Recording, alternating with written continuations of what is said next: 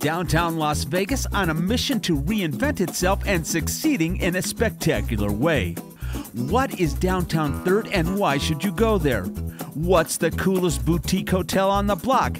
And where can you immerse yourself in the history of Prohibition-era Vegas? Plus, we are trying a pizza that is so award-worthy, the walls won't even hold the awards. You're going to want to try it. So get ready, because this adventure starts right now.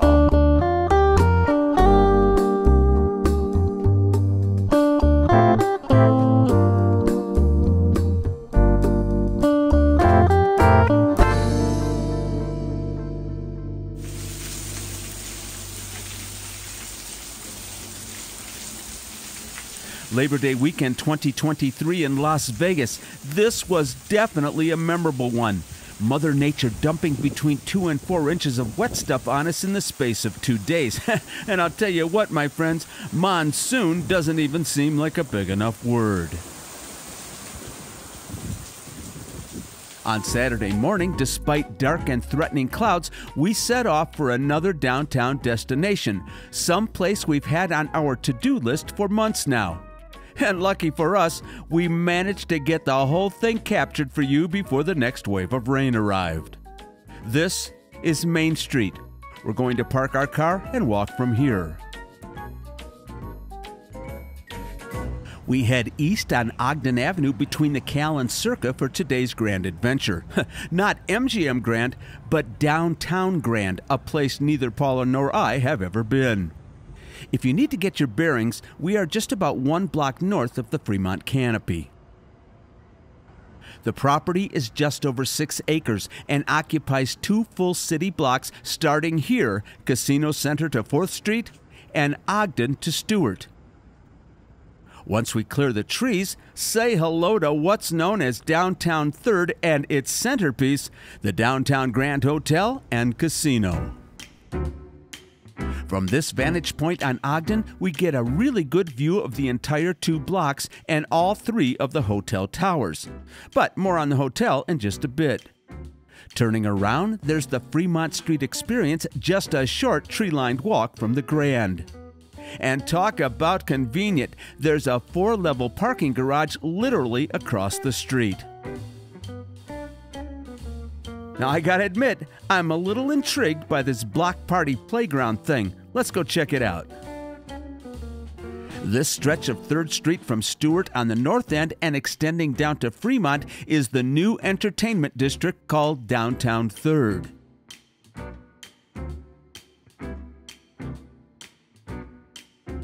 On the opposite side, the Downtown Grand occupies the entire frontage.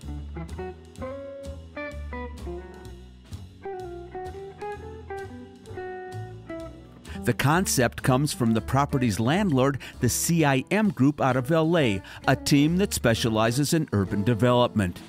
The aim, certainly new to Las Vegas casinos, is to get people outside in an inviting pedestrian experience. First, let's back up about 60 years or so. This building was once the Lady Luck, which opened in 1964. She had a good run, adding 1 hotel tower in 1986 and the other 3 years later. But by 2006, the place had closed. Very hard times for downtown. Eventually, Las Vegas Mayor Oscar Goodman called the property a rotting corpse, among other things, and gave the owners a deadline to renovate it. They missed the deadline, but they did ultimately put $100 million into transforming it into what we see today. The new Downtown Grand reopened its doors in October 2013, just about 10 years ago. So, let's take a closer look at the west side of Downtown 3rd. On the corner, blazing fire, is Pizza Rock. This place gets an A+ for curb appeal. Great patio area. Really cool neon. But there's nothing compared to the award-winning pizza they serve inside. Stick around because we're going to Pizza Rock for lunch a little bit later on. The next establishment in this little restaurant row is the Sidebar. They pride themselves on honoring the heritage and quality of the cocktail from a bygone era, Prohibition.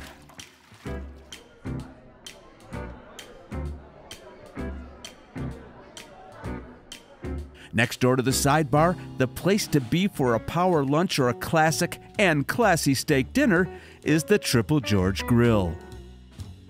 This was one of the first independent eateries to appear as downtown revitalized itself. Just check out this September special, the 2 hearts, 1 tomahawk, $160 for 2.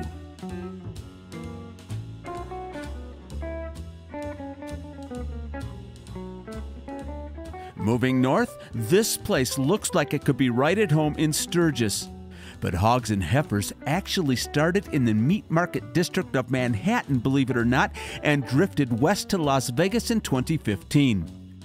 It proudly calls itself an all-American, outlaw country, Southern rock dive bar. A place where founder Alan Dell and his wife Michelle threw parties for their friends every single night. Love the stickers. And the motorcycle parking out front. Note, there's a Hogs anniversary party at the end of the month, 31 years since the original New York Hogs and Heifers opened in 1992. By the way, how much do you love the merch? And finally, over here at the corner of 3rd and Stewart, Hot and Juicy Crawfish is serving up its signature Cajun menu for the downtowners. The restaurant occupies a huge 8,750 square foot space along this corner and serves up its acclaimed seafood menu in a shiny industrial dining space. All right, ladies and gents, how about we go across 3rd and check out the Downtown Grand? The casino is compact, just over 24,000 square feet, but with a bright selection of both classic and modern slots and, of course, your favorite table games. They've also got their own players club.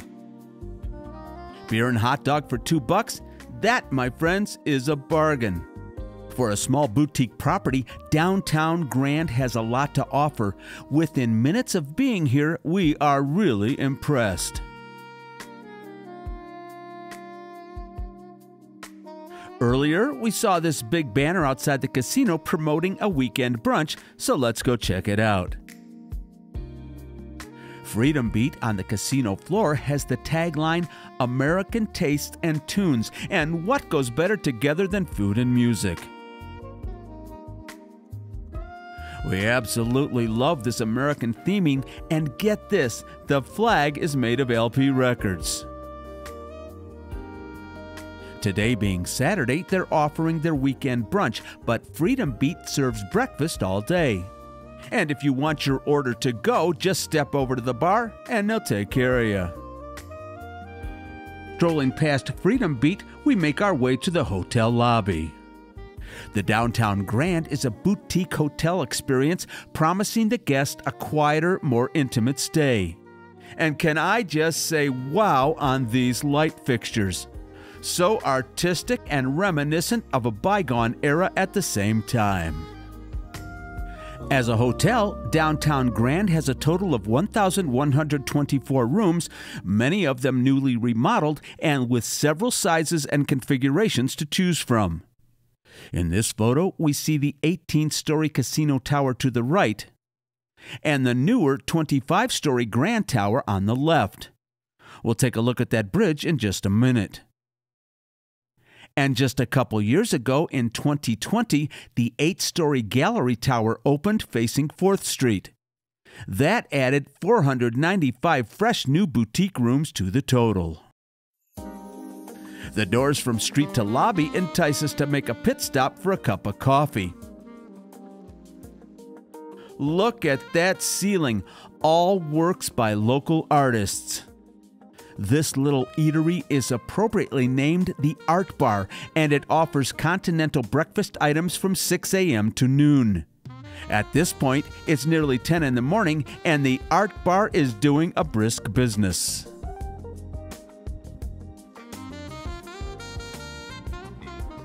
If you walk beyond the hotel lobby, you'll find yourself in an area decorated with vintage downtown Las Vegas art and glittering chandeliers.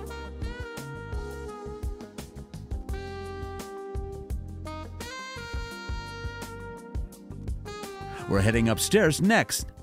But first, here's the one and only homage to the Lady Luck we've seen so far. Just one photo in this entire collage.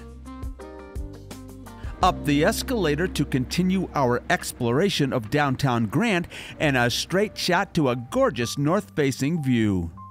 Across the busy highway to the sheep range obscured by storm clouds. And this.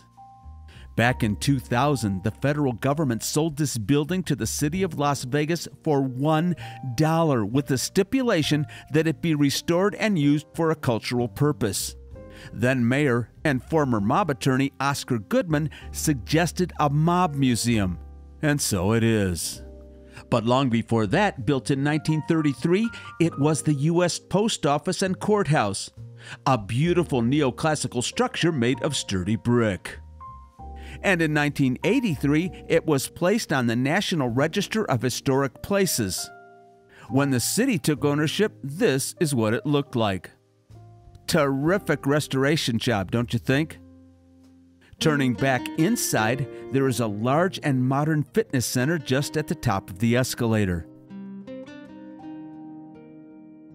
And some cool vintage art pieces on the wall. All right, down the hall we go, looking for the entrance to this fabled 35,000 square foot rooftop pool deck.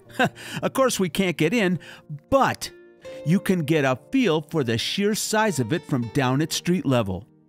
Up there and out of view, the Citrus Grand Pool deck features a sparkling infinity pool, cabanas, restaurant and bar, and even a grassy seating area. Paula says, "Get me a room key, I just gotta go check this out." Also from street level, we noticed this, a pedestrian bridge across 3rd Street, carefully disguised as a promo for the Mob Museum. On the upper level, we find that bridge, which takes us across to the rooms in the Grand Tower. As with all pedestrian bridges in Las Vegas, we just have to stop midway and look at the view. South towards Fremont, and north across Stewart Avenue. All right, my friends, threatening skies like this are a rare thing in Las Vegas. Let's get moving. Back outside, let's talk about the Mob Museum for just a minute. This world-class facility opened in 2012 at a cost of $50 million. Officially, it's called the National Museum of Organized Crime and Law Enforcement, and that's exactly what you're going to find inside. Now, unfortunately for us, the museum has a strict policy that prohibits capturing footage or photos for productions like ours. But the website offers glimpses into the artifacts, exhibits, photos, and history of the gangsters and the lawmen who pursued them on 3 floors of the museum. Now here's a fun fact, the creative director is the same visionary who designed the Rock and Roll Hall of Fame in Cleveland, Ohio. More fun and lighthearted is the underground, where you'll find the speakeasy, exhibits and artifacts from the Roaring '20s, plus, of course, an on-theme bar happy to mix you a pretty drink. And downstairs is the distillery with a working still that makes a moonshine corn whiskey that you can take home. Now, rumor has it, it reminds you of buttery sweet popcorn. All right, my friends, time to wrap this one up. We pivot from the museum and head back down to 3rd toward the canopy. This pedestrian walkway between Ogden and Fremont is really nice, and truthfully, a path we have never walked before. It lands us right here near the 3rd Street stage. And we are off, back towards our car over on Main Street. Stopping for a minute at the Casino Center crossing, we will soon be spending a hopefully not haunted night over there at the historic Hotel Apache. Next time you see us, it'll be for lunch at Pizza Rock. All right, my friends, it's payoff time for all the work on this video. We are off to Pizza Rock for lunch.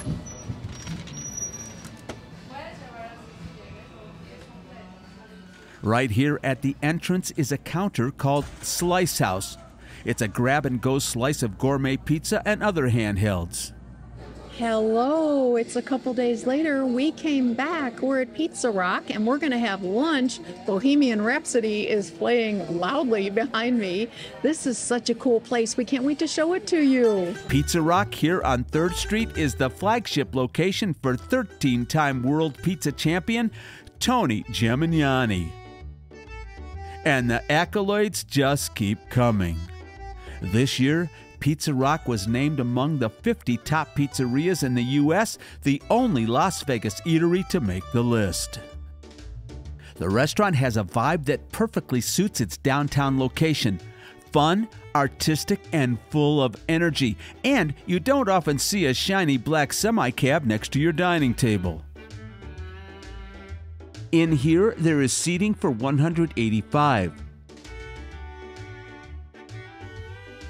Including cozy alcoves fitted with crystal chandeliers. A little private area here, and at the back, the bar with plenty of high tops.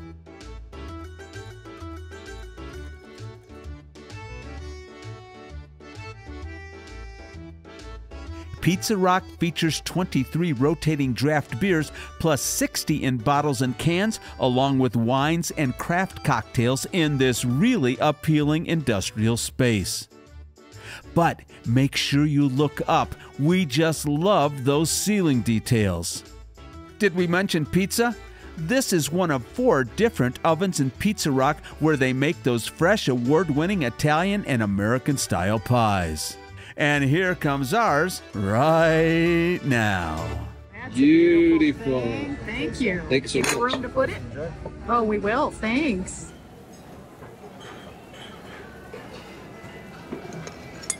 Wow, this looks amazing.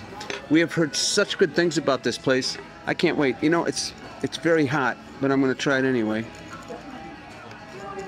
Just a tiny one. This is our first time here at Pizza Rock. Everybody's told us all about it. The other me comes here all the time, and we just had to give it a shot because we're right across the street from the Grand. Let me give it a shot. I tell you, it smells amazing. Oh, wow. 2 big thumbs up. That is really, really good. So you're supposed to eat pizza with your hands, right? Here we go.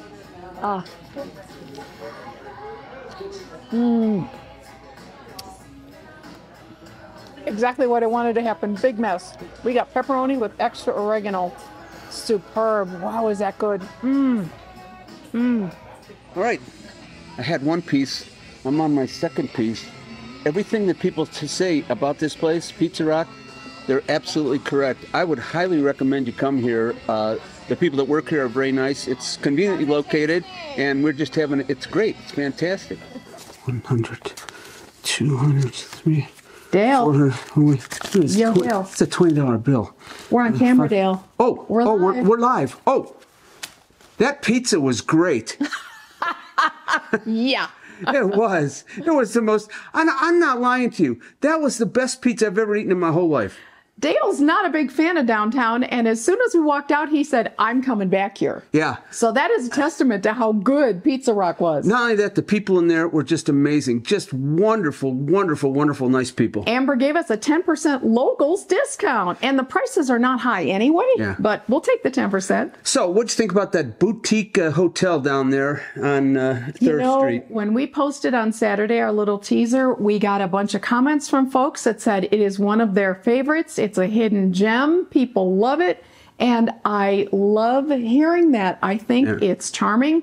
It smells really good inside. It's super fresh, really clean. I got to show you a little clip of the ladies' room. It's got a little prohibition wall as you step in with the Roaring 20s. Anyway, I love the Roaring 20s. What a fun I didn't live it, but it seems like a fun thing to look back on. Actually, I always wish that I was born back in those days. You did say that. Yeah, I've said that for many years.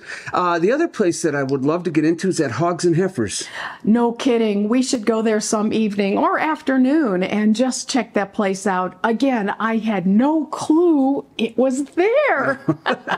All right, my friends, if you're not subscribed, please subscribe. Don't forget to hit that notification button. Anything else you want to tell these nice people, Miss Paula? Fun fact about the Mob Museum. Dale. Oh, sorry. When it was still the post office and courthouse, we went there for our marriage license. It was actually just a couple years before it went on the National Register of Historic Places. And let me tell you something, my friends. That was the first time Paula was ever in Las Vegas. Yes. She was scared to death. And I was so confident because I knew everything that was going on. Well, you lived here. And we walked in there and got that license, and boom, we were right down there at the old Little Church of the West. Yeah, before I changed my mind, right? Yeah. How could you change your mind? I mean, come on. Thank you, everybody, for joining us on our little tour of Downtown 3rd, Downtown Grand, Pizza Rock, and the whole thing. Hope you had a good time. We'll see you next time. Bye-bye, everybody. Everyone.